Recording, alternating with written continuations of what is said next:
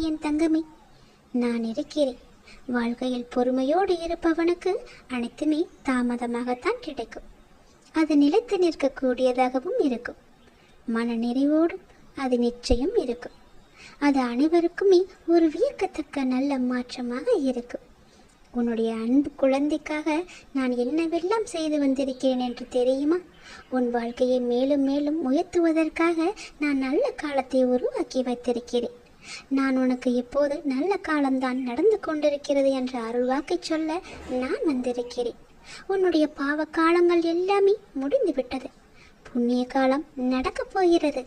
நீ செய்த புண்ணியத்திற்கேற்ப நல்ல பலன்களை நீ அனுபவிக்கப் போகிறாய். அதன் முதல் அறிகுறியாக இன்று ஆடி வெள்ளியில் நான் உன்னை காண வந்ததே அதன் முதல் அறிகுறி.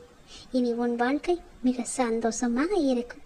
அம்மனின் அருள்வாக்கு உனக்கு நிச்சயம் பலிக்கும். ஓம் சக்தி.